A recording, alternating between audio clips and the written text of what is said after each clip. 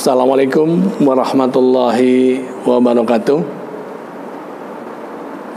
Selamat siang dan sampai berjumpa lagi di pertemuan kita yang ke-13 maaf, membahas tentang korelasi dan regresi, di mana pada minggu-minggu sebelumnya, baik pada pertemuan yang ke-8, 9, 10, 11, kita 12 ya, membahas tentang hipotesis penelitian, di mana kita membahas sampel. Contoh di pertemuan sebelumnya, di pertemuan yang ke-8 kita membahas tentang menguji sampel kecil dengan alat ujinya T dan Z, di mana sampel kecil ini kita menguji baik satu arah maupun dua arah. Dan pada pertemuan selanjutnya, pada pertemuan yang ke-9 dan 10, kita membahas analisis varian. Yang kita bahas pada pertemuan tersebut adalah tentang ANOVA, dan sebagai pembandingnya adalah regresi varian ANOVA dengan kita menguji F. Sekarang kita melanjutkan di pertemuan kita yang ke-13 bahwa tentang korelasi dan regresi, di mana materi ini, korelasi dan regresi, paling banyak dimanfaatkan manakala Anda akan membuat karya tulis ilmiah, baik itu berupa jurnal. Kalau Anda sekarang mahasiswa S1, nanti Anda membuat skripsi. Kalau S2 ada tesis, dan S3 ada regresi. Umumnya di dalam prodi tersebut atau jenjang pendidikan tersebut, itu yang namanya korelasi, regresi itu pasti yang paling utama di dalam membuat alat ukur kita, alat uji kita, di mana korelasi, regresi, dan kausalitas di sini adalah yang pertama, korelasi menunjukkan derajat asosiasi atau keeratan hubungan antara satu variabel dengan variabel lainnya. Dalam hal ini adalah variabel bebas dan variabel terikat. Misalnya, korelasi pengeluaran iklan dan volume penjualan. Ini merupakan dua variabel. Katakan ya, kalau ini adalah merupakan korelasi dan regresi sederhana, pengeluaran iklan sebagai variabel bebas dan volume penjualan sebagai variabel terikat. Nah, untuk itu di dalam regresi menjelaskan pengaruh satu variabel. Dalam hal ini adalah tadi variabel bebas independen terhadap variabel lain, variabel dependen terikat. Biasanya variabel independen disimbolkan dengan variabel X, dan variabel dependen, variabel terikat disimbolkan variabel Y. Ini intinya, inti daripada pengaruh satu variabel dengan variabel yang lain. Misalnya, pengaruh pengeluaran iklan terhadap volume penjualan. Yang ketiga, kausalitas. Kausalitas di sini adalah menunjukkan hubungan pengaruh antar variabel dalam dua arah. Sekarang jenis-jenis korelasinya apa aja? Untuk jenis-jenis korelasi bisa dikelompokkan menjadi 3. Yang pertama ada korelasi positif melawan negatif. Yang kedua ada korelasi linier melawan non-linier. Yang ketiga ada korelasi sederhana, parsial, atau kompleks. Ini 3 jenis dari korelasi. Sekarang korelasi positif melawan korelasi negatif. Korelasi positif jika pergerakannya dua variabel bergerak dalam arah yang sama. Korelasi negatif jika pergerakannya dua variabel bergerak dalam arah yang berlawanan. Ini perbedaannya. Yang searah dan berlawanan. Itu berarti korelasinya bersifat positif melawan negatif. Kita lanjutkan tentang korelasi linier melawan non-linier. Korelasi linier jika perubahannya absolut dua variabel menarik atau menurun, menaik atau menurun dalam perubahan yang konstan. Korelasi tidak linier jika perubahan absolut satu variabel terhadap variabel lain tidak konstan. Dan kita lanjutkan menjadi korelasi sederhana, parsial, dan kompleks. Korelasi sederhana melihat keeratan hubungan antar dua variabel, antara variabel bebas dengan variabel terikat.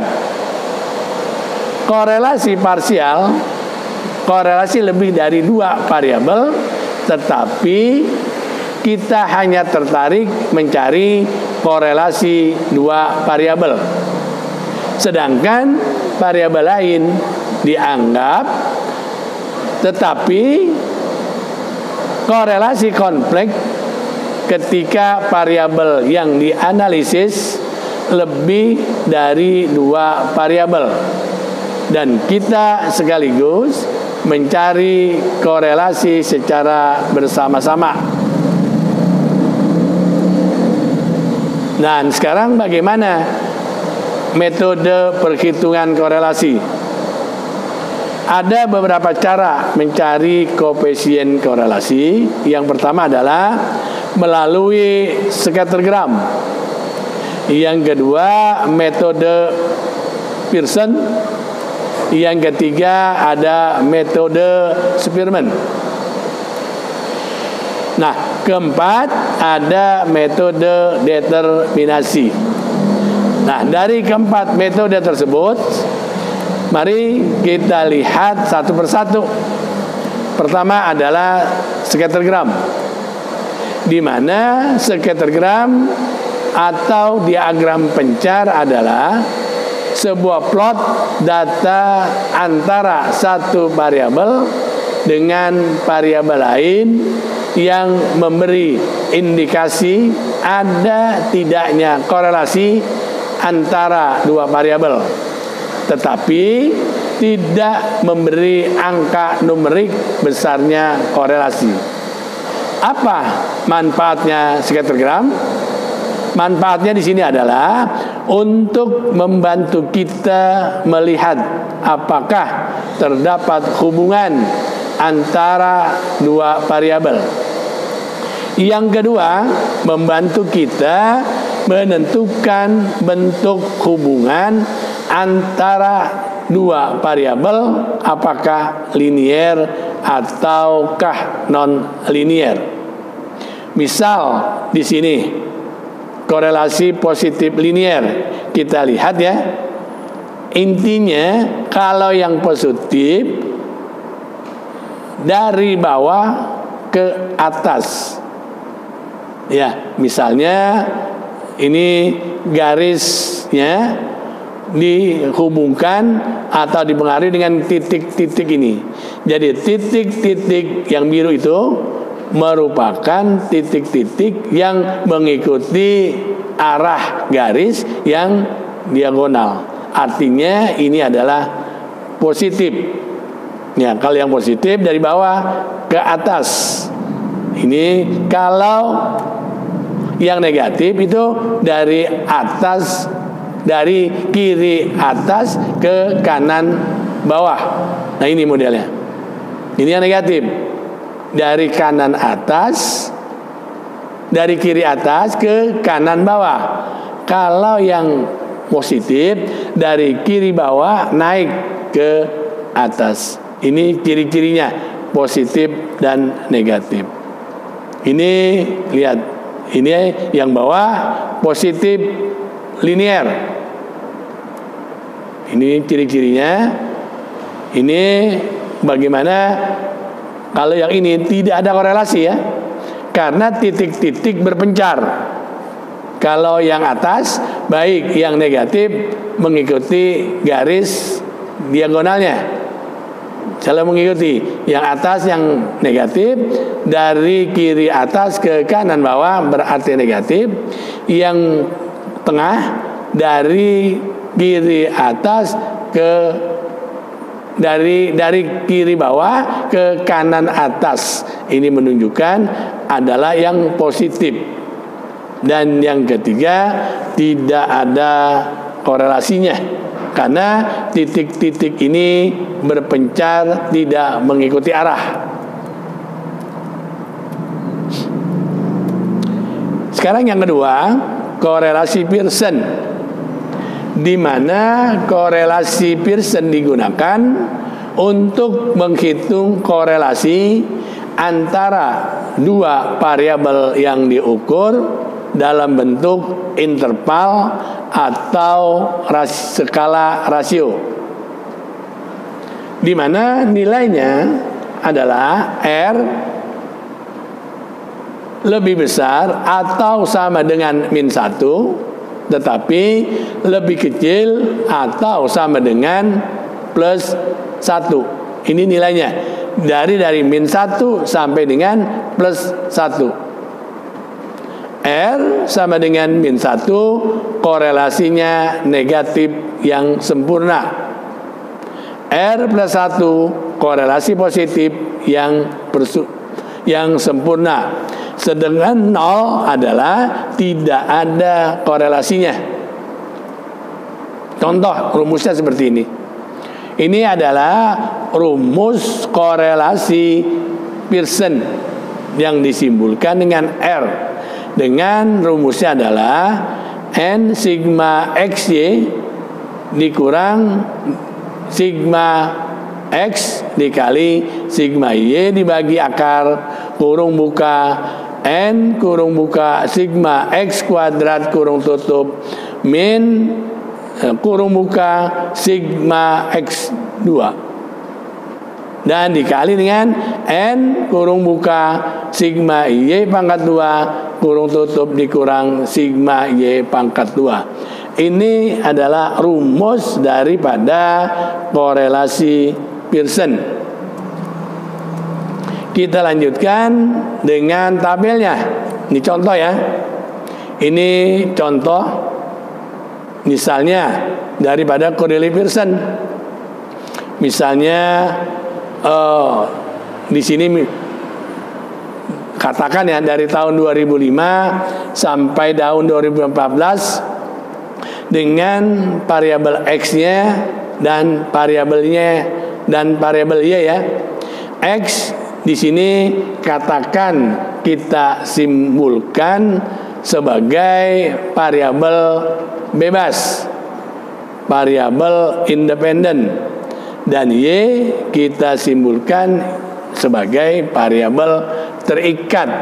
Jadi pertanyaannya misalnya adakah pengaruh antara variabel X dengan variabel Y? Misal kalau di dalam penelitian misalnya, adakah pengaruh antara motivasi kerja terhadap kinerja, ini misalnya, atau adakah pengaruh kualitas produk terhadap hasil penjualan? Ini contoh-contoh seperti itu ya. Kalau di manajemen ya. Kalau misalnya, kalau nanti di akuntansi, adakah pengaruh antara ROA terhadap kualitas penjualan atau dengan variabel yang lain? Ini contohnya. Contoh X dan Y. Jadi sekali lagi, X adalah variabel bebas, Y adalah variabel terikat. Kita lihat tahun penjualan katakan 2005 20 sampai dengan 2014 sebesar 120 dengan totalnya jumlahnya 660, dan Y katakan hasil daripada penjualan dari 12 sampai dengan 141, sigmanya 695. X dan Y semua kita jumlahkan dan kita cari XY-nya. XY di sini adalah otomatis X dikali Y. Setelah itu X dikuadratkan, Y dikuadratkan, sehingga total XY adalah katakan 59800, X kuadrat sigmanya 54700, Y kuadrat 65877. Ini sigmanya, karena nanti yang diukur atau yang dihitung adalah sigmanya. Maka rumusnya menjadi N-nya kan 10, tadi kan N 10 ya. N dikali XY. XY kan 59800 dikurang X dikali Y dibagi akar N 10 dikali X pangkat 2 dikurang X dikuadratkan dikali 10 N ya, dikali Y kuadrat. Jadi 10 dikali Y kuadrat 65877 dikurang Y kuadrat menjadi 139.300 dibagi 139.921,38 menjadi R-nya adalah 0,9956. Dari tabel ini R-nya berarti sangat berpengaruh. Ya, sangat berpengaruh antara pengaruh X terhadap Y. Antara, katakan ya, antara kualitas produk terhadap hasil penjualan misalnya. Kita lanjutkan untuk Spearman, korelasi Spearman, di mana korelasi Spearman digunakan untuk menghitung koefisien korelasi dari data kualitatif atau data ordinal atau data ranking. Jadi kualitatif.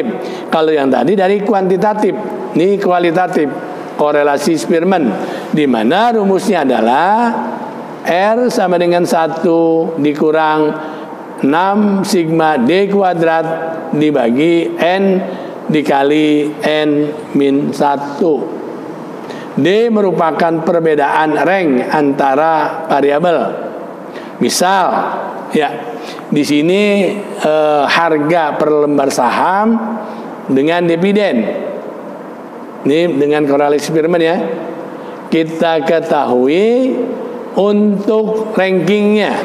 Kita bikin ranking, mana yang terbesar, mana yang terkecil. Kita lihat, boleh maaf, boleh yang terkecil terlebih dahulu atau yang terbesar terlebih dahulu. Misal di sini kita melihat yang terbesar terlebih dahulu ya rankingnya. Kita lihat di dalam harga per lembar sahamnya dari 2000 yang terkecil, dan yang terbesar ada 6400. Di sini kita buat ranking harga saham per lembarnya. Misal yang tertinggi 6400 ya. Yang kedua kita kasih nomor 1 rankingnya. Terus yang nomor 2 kita kasih 6050 ranking 2, dan 5700 ranking 3, dan seterusnya, sehingga ranking yang paling rendah di dalam R1 ranking harga saham adalah harga sahamnya yang 2000 ranking 10. Ini di R1. Sedangkan di ranking dividen R2 yang tertingginya adalah yang 1650. Ranking 2 adalah 1200. Ranking 3 di sini 950, dan ranking yang terkecil adalah 100. Ya, ini setelah itu kita hitung perbedaan ranking. Artinya R1 dikurang R2, 10 dikurang 91, 1 dikurang 1 0, dan seterusnya. Setelah itu dikuadratkan.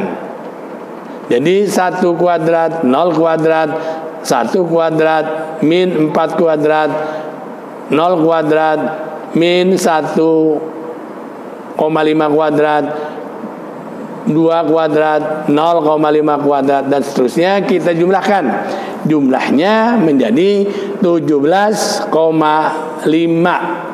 Jadi jelas, kita tinggal ambil rumus ya. Rumusnya di sini R sama dengan 6 dikali 17,5 dibagi N-nya 10 dikali N 10 dikurang 19, menjadi seperti ini.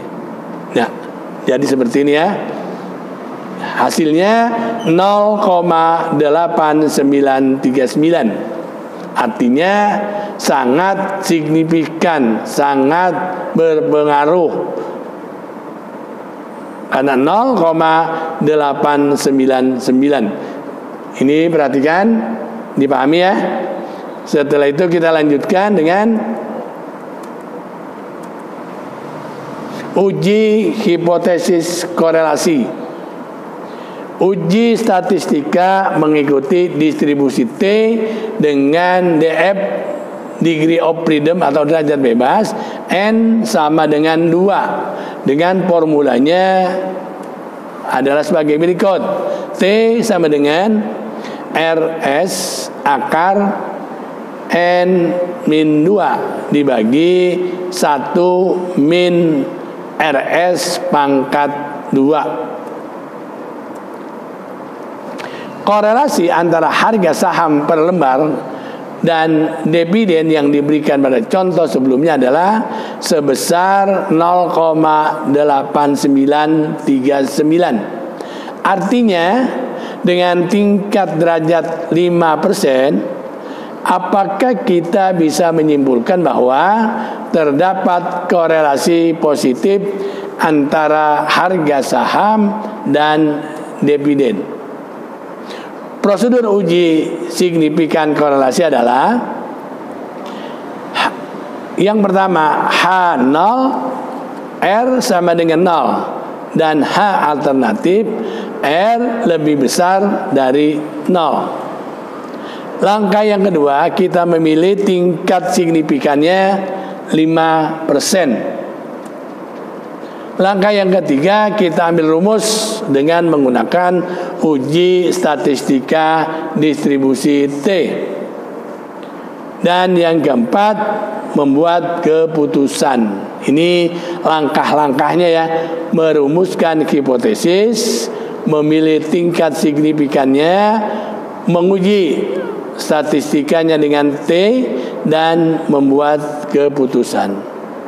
Nah, karena nilai T kritis pada uji satu sisi pada alfa 5% dengan derajat bebasnya 10 min 2 sama dengan 8 sebesar 8,860.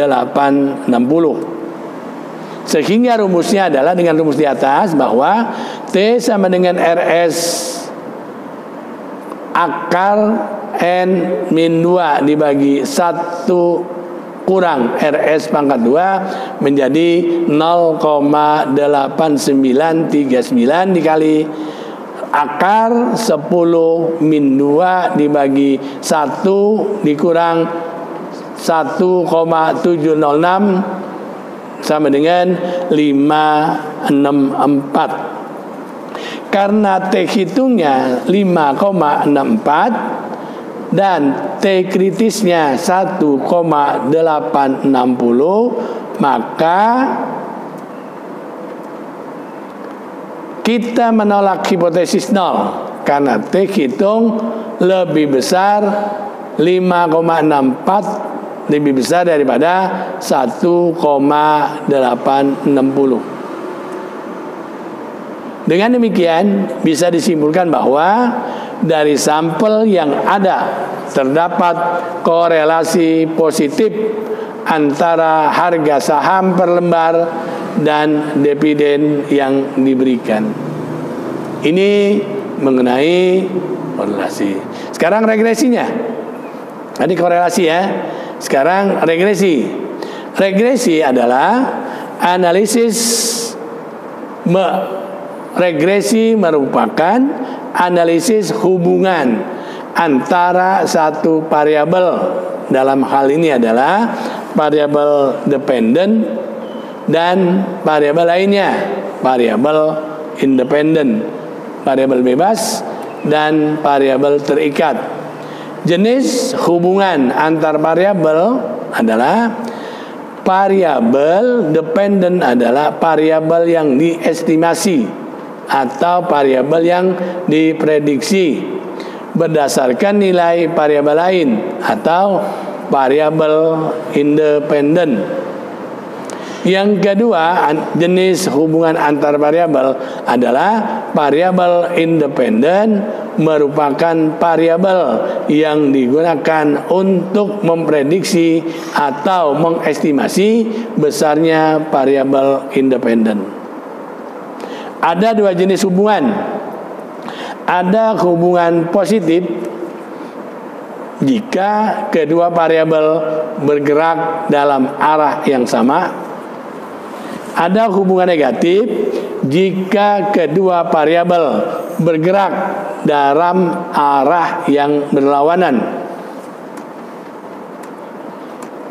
Kita lihat di sini contoh yang hubungan positif. Sekali lagi, yang positif bergeraknya dari kiri atas ke kanan bawah. Misalnya X sebagai variabel bebas adalah pengeluaran iklan, dan Y sebagai variabel terikat adalah volume penjualan. Jadi semakin tinggi pengeluaran iklan, semakin tinggi tingkat penjualan. Begitupun sebaliknya. Kalau yang bawah ini hubungan negatif, katakan X harga atau Y adalah penjualan. Jadi semakin kecil harga penjualan, volume penjualan juga akan menurun misalnya. Ini hubungannya negatif.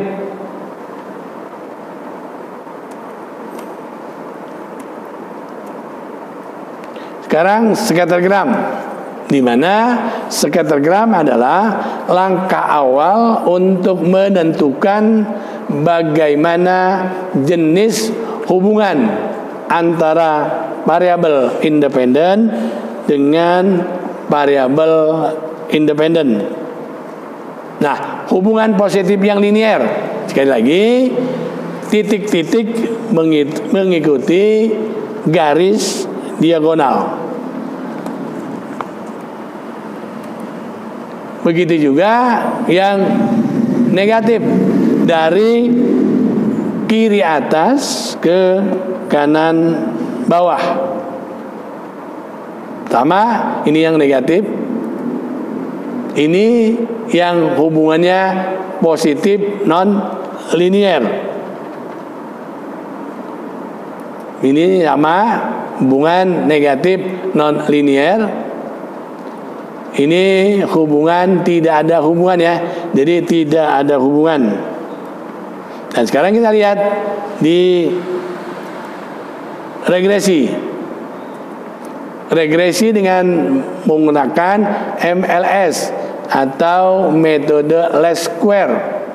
Bentuk persamaan garisnya, regresinya sebagai berikut. Biasanya Y topi sama dengan B0 plus B1 X1 plus S1. Khusus untuk B0 ya, ini kan bisa kita lambangkan dengan alfa. Alfa ya, yang artinya apa? Ini B0 plus B1 X1 plus E. Jadi B0 ini yang namanya nilai konstan, atau bisa disimpulkan dengan alfa ya, A. Nilainya konstan tetap. Yang berubah itu adalah variabelnya B1 dan X1 ya. Y adalah variabel dependen, X adalah variabel independen, I adalah variabel gangguan, B0 adalah nilai konstanta, dan B1 nilai slope. Di mana kita lihat B0-nya adalah yang garis bawah. Kita lihat, tarik ke kanan atas. Kita lihat di sini Y dan X. Untuk yang bawah, yang kiri adalah sigma X sama dengan perubahan 1 unit, dan B1 sama dengan Y perubahan dari Y, dan Y aksen adalah B0 sigma BY, atau A alfa plus BY. B bisa dikatakan nilai konstan ya, B1 dan Y.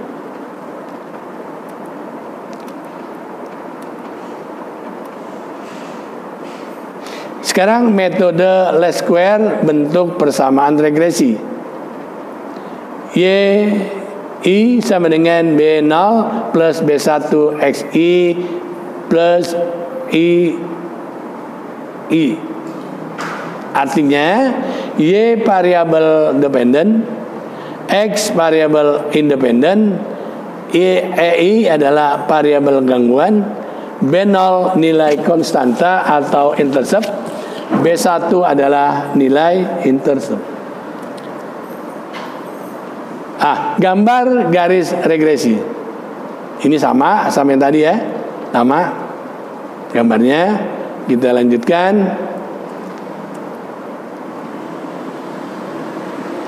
Sekarang garis regresi merupakan prediksi variabel Y.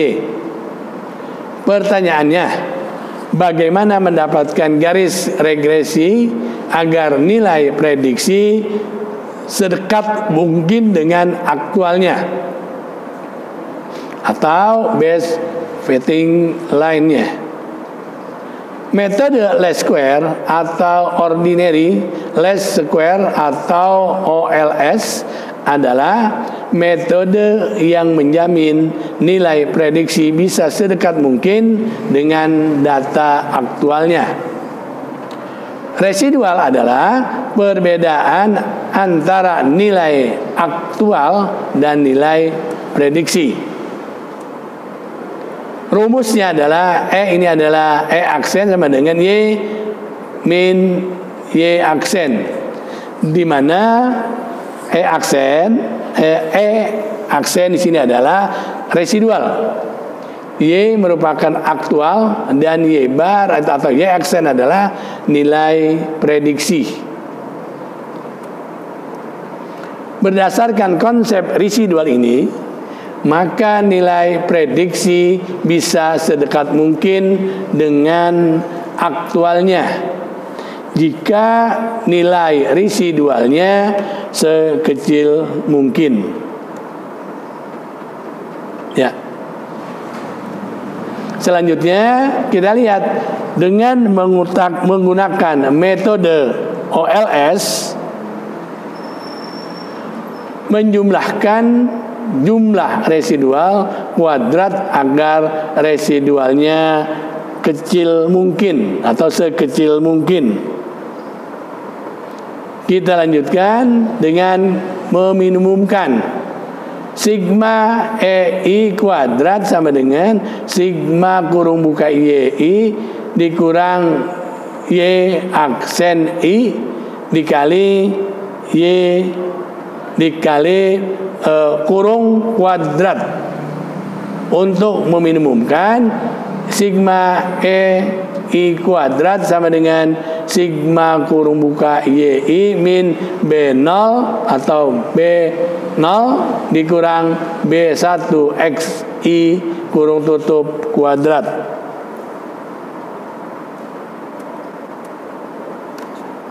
Selanjutnya kita membahas tentang meminimumkan jumlah residual kuadrat dengan cara melakukan turunan atau diferensial parsial tersebut terhadap B0 dan B1 sebagai berikut.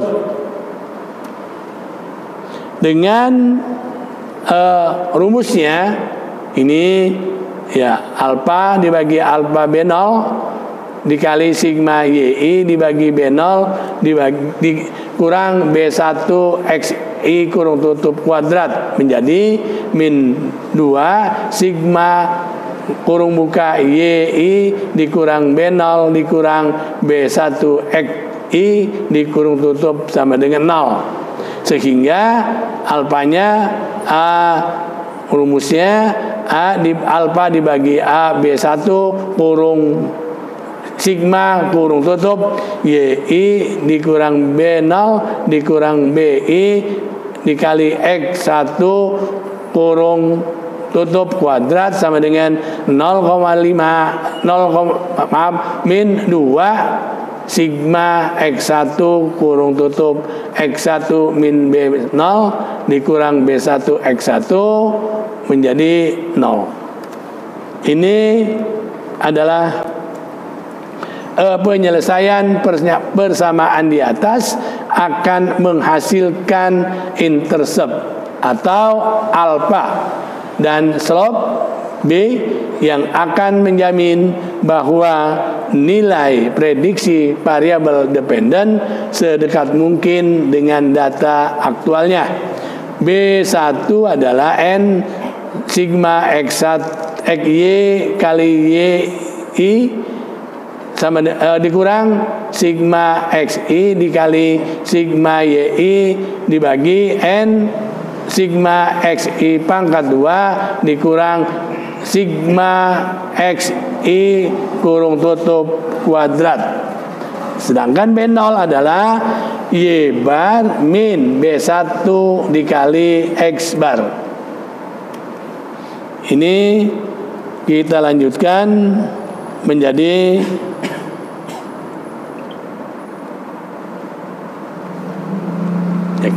berikut. Ini adalah data pengeluaran iklan dan volume penjualan selama sebanyak 8 perusahaan. Dari 8 perusahaan tersebut kita lihat A sampai H ya, A, B, C, D, E, F, G, H, dengan pengeluaran iklan dan volume penjualan, di mana ada perusahaannya pengeluaran iklan dalam jutaan rupiah dan volume penjualan dalam unit. Nah, contoh misalnya di dalam hubungan linier antara pengeluaran iklan dan volume penjualan dapat ditulis dalam persamaan sebagai berikut. Y topi sama dengan B0 plus B1X plus error. B0 adalah nilai konstanta ya, dan Y adalah volume penjualan data unit dan pengeluaran iklan dalam jutaan rupiah. Kita diperintahkan untuk mencari intercept dan slope garis regresi berdasarkan metode least square. Carilah nilai prediksi penjualan yang ke C. Kita lihat tabel nilai slope dan intercept dari yang dicari, baik perhitungan persamaan garis regresi. Sama kita melihat dari A sampai dengan H. Dengan A kita bikin kolom A, Y, X, Y, X kuadrat, Y kuadrat, atau prediksi Y bar, di mana X sigma-nya adalah 4.750, rata-ratanya 568,75, Y-nya rata-ratanya ada jumlahnya 450, rata-ratanya 56,25, sehingga X-nya dijumlah dikali 100 kali 1000 kali 100 atau X kali Y, terus 25 kali 20 5.000 dan seterusnya, dikuadratkan.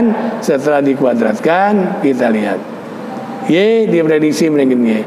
Ini nilai slope dan intercept dicari sebagai berikut, dengan nilai B1 adalah 8 dikali kurung buka 9.900 dikurang 4.150 dikali 450 dibagi 8 dikali 20 281 7.500 dikurang 4.150 pangkat 2 menjadi 0,0986. Dari B2 56,25, di mana min kurung tutup 0,0986,75 menjadi 5,05823. Ini adalah tentang nilai slope dan intercept dari B0, B1 dan B0. Sekarang persamaan garis regresinya. Untuk persamaan regresinya adalah Y topi sama dengan 5,083 ditambah plus 0,0928. Selanjutnya intercept 5,0238 menunjukkan ketika pengeluaran iklan 0, maka volume penjualan nilainya sebesar 5,0823. Besarnya slope 0,0986 berarti setiap kenaikan pengeluaran iklan sebesar 1 juta rupiah, maka volume penjualan akan lebih besar sebesar 0,0987. Ini sekarang kita lanjutkan nilai prediksi. Nilai prediksi penjualan dapat dicari dengan memasukkan nilai pengeluaran iklan di dalam persamaan regresi. Misalnya, bila pengeluaran iklan 1.000 atau 1000 atau 1 miliar ya di sini ya, atau 100 juta. Penjualan aktualnya 100 juta, sedangkan prediksinya adalah Y topi sama dengan 0,823 plus 0,986 dikali 1000 sama dengan 103,7189. Dan standar error estimate. Nah, standar error kita santai aja di sini. Standar error estimate ya. Standar error estimate adalah nilai prediksi sempurna jarang terjadi. Ukuran ketepatan prediksi disebut dengan standar error of estimate. Standar error of estimate di sini mengukur penyebaran nilai aktual nilai prediksi yang berada di garis regresi. Yang ketiga, standar error of estimate ini dapat dicari dengan menggunakan formula sebagai berikut. Ini rumusnya. SYX sama dengan akar sigma kurung tutup Y dikurang Y topi kurung tutup pangkat 2 dibagi N min 2. Ini rumusnya. Selanjutnya kita ambil contoh. Kembali ke regresi volume penjualan atas dasar besarnya pengeluaran iklan. Apakah kita bisa menggunakan garis regresi tersebut untuk melakukan prediksi penjualan perusahaan atas dasar pengeluaran iklan dengan melihat nilai standar error of estimate? Ini kita lihat tabel perhitungan daripada standar error of estimate dengan mengambil contoh yang tadi, Y dari sama ya tadi ya jumlahnya, terus ambil Y aksennya, terus yang kedua kurung buka Y dikurang Y aksen. Kolom yang kelima adalah Y min Y aksen kurung tutup dikuadratkan. Di jumlah antara Y min Y aksen mestinya biasanya 0, dan yang kita cari adalah Y min Y aksen kuadrat sebesar 170,6394. Rumusnya yang berdasarkan rumus kita masukkan SYX sama dengan akar 170,6394 dibagi 8 dikurang 2 sama dengan 5,3329.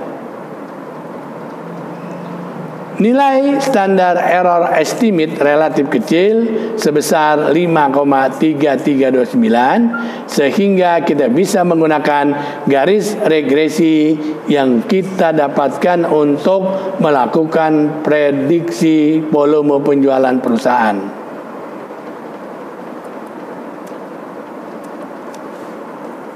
Kita lanjutkan. Interval estimasi. Apa sih yang dimaksud dengan interval estimasi?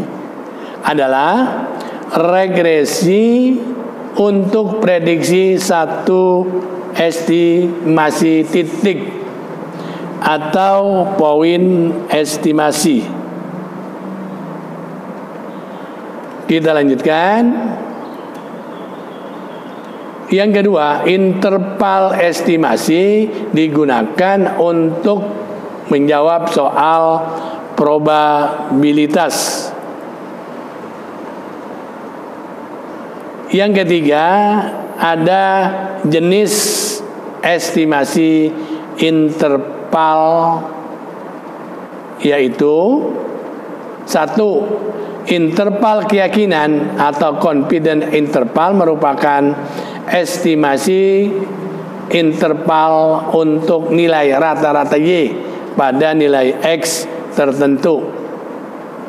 Yang kedua, interval prediksi atau prediction interval merupakan estimasi untuk nilai Y pada nilai X tertentu, di mana formula interval keyakinan dan formula interval prediksinya adalah Y plus minus T C Y X akar 1/N plus kurung buka X min X bar kurung tutup kuadrat dibagi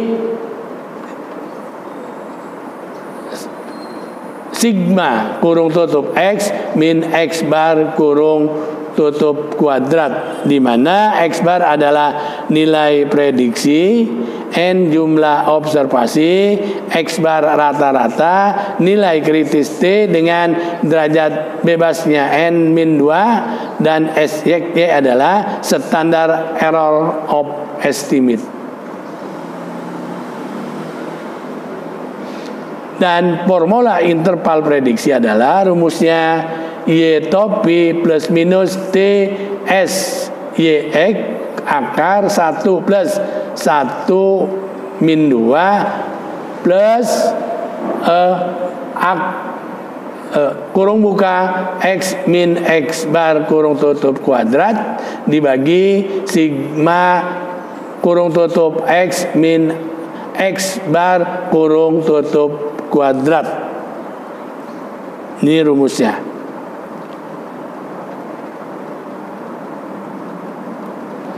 Kembali ke contoh pengaruh pengeluaran iklan terhadap volume penjualan.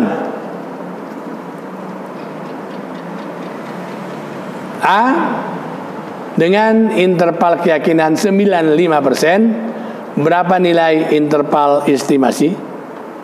B, dengan interval prediksi 95%, berapa nilai interval prediksi jika pengeluaran iklan interval keyakinannya adalah 95%?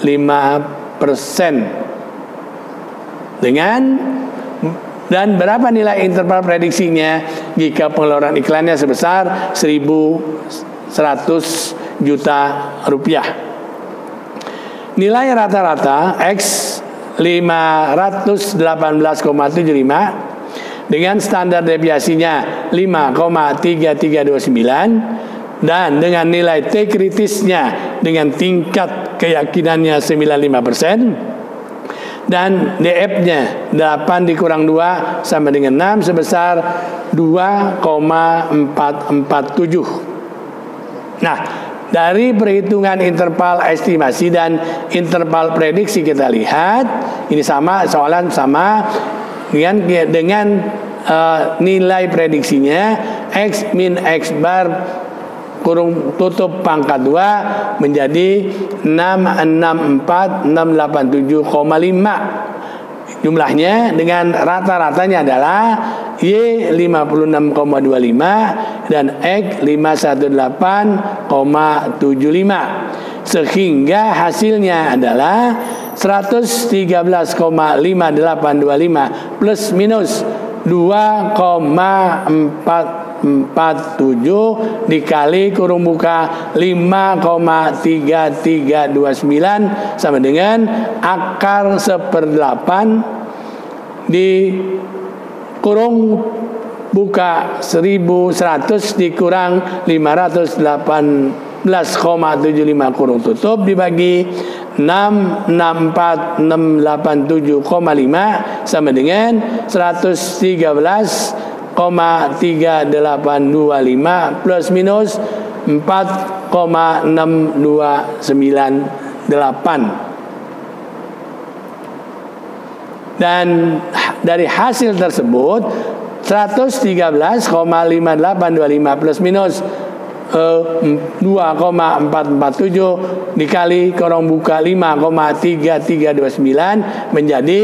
akar plus 1 ditambah 1/8 ditambah kurung buka 1100 dikurang 58,75 dibagi 4867,5 menjadi 113,5825 plus minus 13,846. Ini hasilnya bahwa kita melihat tentang volume penjualannya dengan nilai rata-rata 518,75, standar estimate 5,339 dan tingkat interval keyakinan 95% dengan nilainya sebagai berikut yang tadi dijelaskan.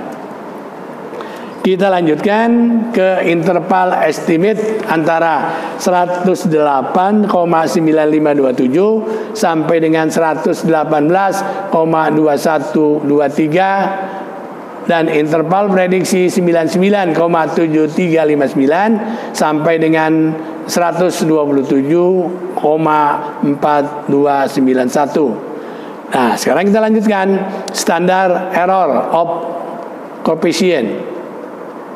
Kesalahan standar koefisien atau standar error of coefficient mengukur ketepatan estimator OLC.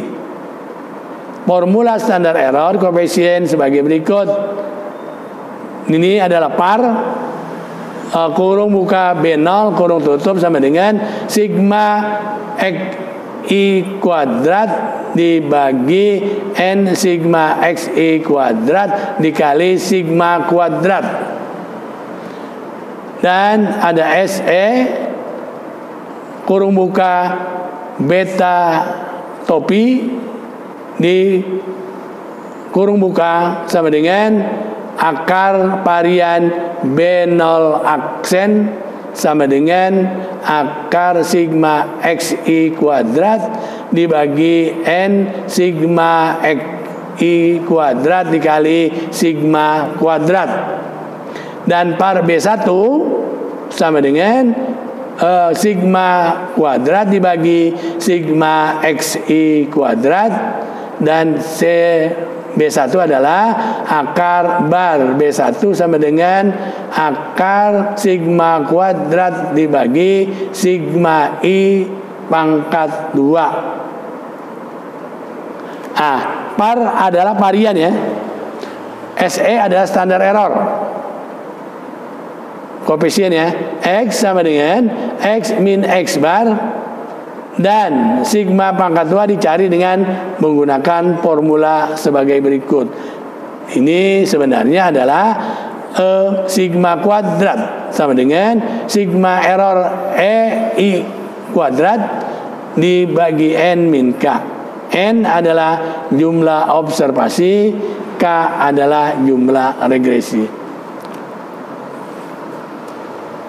Kita lanjutkan dengan koefisien determinasi R2, R pangkat 2, di mana ukuran kebaikan garis regresi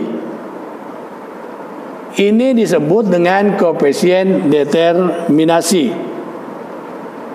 yang mengukur presentasi total variasi Y yang dijelaskan oleh variabel independen X. Variasi total terdiri dari variasi karena garis regresi dan variasi karena residual. Dengan rumusnya adalah kurung buka YI dikurang Y bar sama dengan kurung buka YI topi dikurang Y bar kurung tutup plus kurung buka YI dikurang YI bar, di mana kita lihat dalam garis. Dalam garis di sini variasi nilai Y yang dijelaskan oleh Y bar dan residual error 1. Ya, kita lihat garisnya dari kiri bawah ke kanan atas. Ini hasilnya Y topi I plus B0 plus B1I. Kita lihat dari YI-nya adalah yang bawah. Y topi I min Y bar variasi karena regresi. Sedangkan di atas garis diagonal ini adalah YI biasa, error 1 sama dengan kurung buka YI min Y bar I. Ini adalah variasi karena residual. Sedangkan yang paling kiri adalah variasi total YI min Y bar.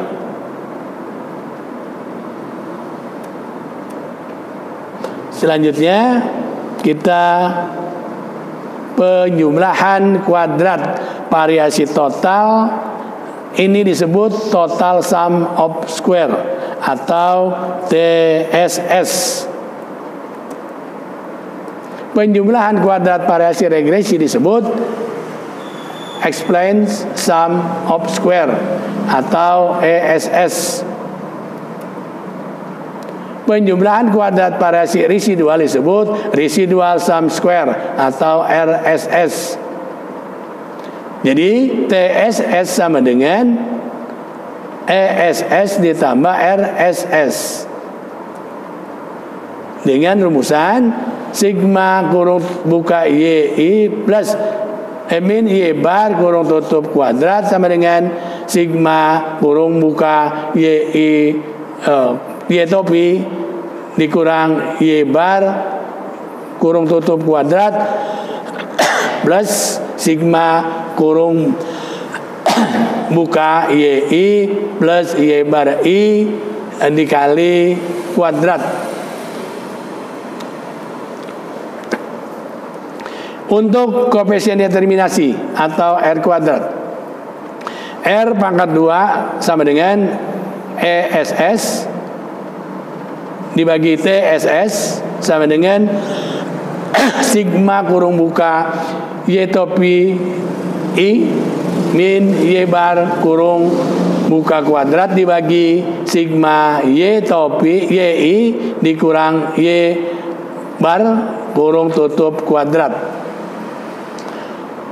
Ya, untuk mencari koefisien determinasi TSS min RSS dibagi TSS sama dengan 1 min RSS dibagi TSS sama dengan 1 min sigma YI min Y topi I kurung tutup kuadrat dibagi sigma YI min Y bar kurung kuadrat sama dengan 1 dikurang sigma error I pangkat 2 dibagi sigma kurung tutup YI min Y bar kurung tutup kuadrat.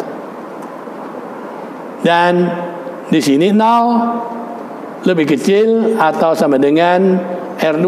Jadi R atau koefisien determinasi adalah lebih besar daripada 0. Besarnya berapa? Lebih besar atau sama dengan 0, tetapi koefisien determinasi atau R2 kurang dari atau sama dengan 1. Itu R kuadrat determinasi. Kita lanjutkan dengan kasus yang sama. Kembali ke regresi pengaruh pengeluaran iklan terhadap penjualan. Ini soalnya. Soalnya sama, tabelnya juga sama, tinggal kita memasukkan rumus. R kuadrat sama dengan 1 min sigma Y min Y bar kurung tutup kuadrat dibagi sigma YI sigma Y bar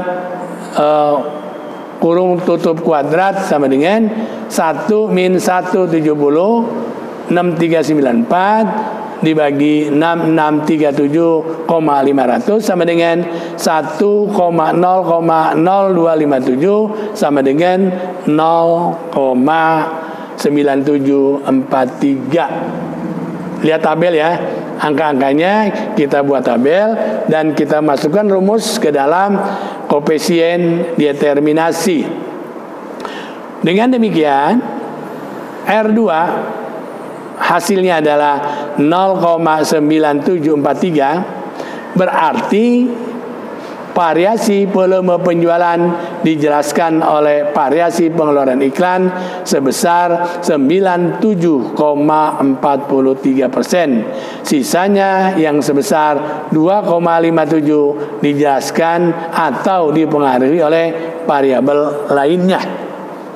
Jadi jelas bahwa pengeluaran iklan dipengaruhi dari volume penjualan.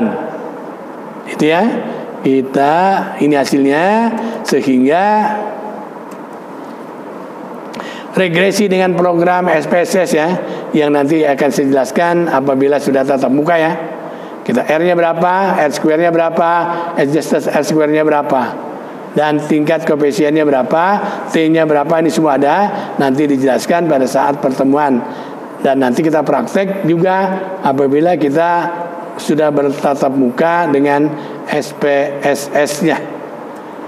Demikian hasil dari pertemuan ini, mudah-mudahan bermanfaat, dan nantinya pada saat Anda mengelola regresi maupun korelasi yang bersifat sederhana. Untuk selanjutnya nanti kita akan lanjutkan regresi korelasi multiple atau berganda. Untuk kali ini kita akhiri. Sekian, makasih. Billahi taufiq wal hidayah. Assalamualaikum warahmatullahi wabarakatuh.